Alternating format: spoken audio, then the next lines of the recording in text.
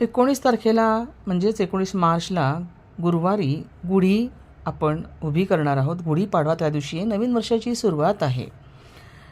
प्रत्येकाला असं वाटतं की नवीन वर्षाच्या सुरुवातीला काही ना काही संकल्प करावा, देवाकडे काही ना काही मागावं, म्हणजे आपलं सगळं छान होईल असं वाटत असतं. आणि म्हणूनच ही गुढी उभी करत असतानासुद्धा आपण काही ना काही संकल्प करायचा आहे. आपल्या मनात जे पण काही इप्सित असेल किंवा जे आपल्याला साध्य करून हवं असेल ते करण्यासाठी आपल्या मनातली इच्छा आपण बोलून दाखवायची आहे. जेव्हा आपण गुढीची पूजा करतो तेव्हा गुढीची पूजा कशी करायची ही पूर्ण व्हिडिओ मी टाकलेला आहेच. त्याची लिंक मी याच्या खाली देत आहे, तो नक्की तुम्ही बघा.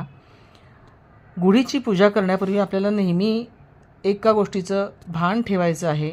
सकाळी शुचिर्भूत होऊन आपण पूजा करतो, ती कशी करायची हे सगळ्यांना माहीत आहे, ते व्हिडिओतही सांगितलेलं आहे. परंतु एक मंत्र जो आपल्याला कोणालाच माहीत नाही आहे आणि ज्या मंत्रामुळे आपलं जे इप्सित आहे फार पटकन साध्य होतं आणि त्यामुळे ह्या मंत्राचा श्लोकाचा जप करणं किंवा हा मंत्र पूजेच्या वेळेला म्हणणं खूप गरजेचं आहे. आणि त्याहीपेक्षा महत्त्वाचं आहे, जेव्हा आपल्याला एखादा आपलं इप्सित साध्य व्हायचं आहे त्यावेळेला आपण हा जो मंत्र आहे त्याला संकल्पसिद्धीचा मंत्र असं म्हटलं जातं.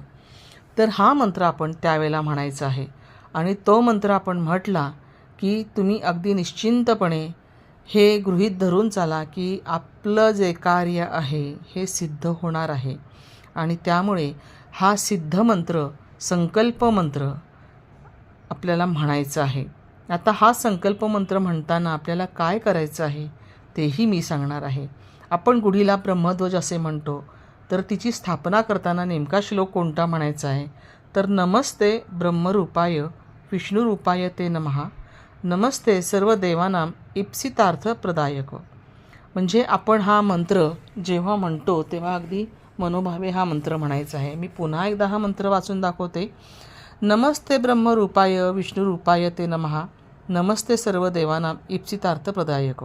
हा मंत्र किंवा हा श्लोक जो आहे हा आपण गुढीची पूर्ण पूजा झाल्यानंतर म्हणायचा आहे.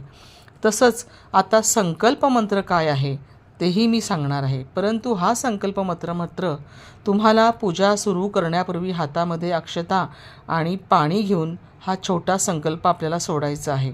आता हा सोडताना आपण काय म्हणायचं आहे तर ओम विष्णुर्विष्णुर्विष्णुः श्रीमद्भगवतो महापुरुषस्य विष्णुराज्ञया पर्वतमानस्य अद्य ब्रह्मणो द्वितीये परार्धे अस्मिन् वर्तमाने रौद्र नाम संवत्सरे चैत्रमासे शुक्लपक्षे प्रतिपदायां तिथौ मम गृहशांती आरोग्य ऐश्वर्य प्राप्त्यर्थ ब्रह्मध्वज पूजनम अहम करिष्ये.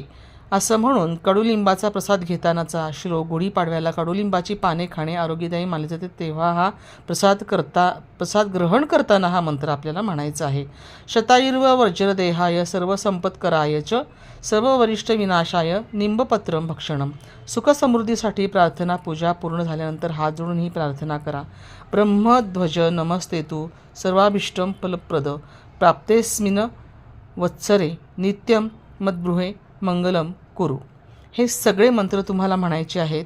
ते गुढीची जी पूजा आपण करतो त्यापूर्वीच म्हणायचे आहेत. तर ही पूजा करण्यापूर्वी हा मंत्र म्हणा, नक्कीच तुम्हाला याचा फायदा होईल. आणि जी लिंक मी देईन ती लिंक जरूर पहा.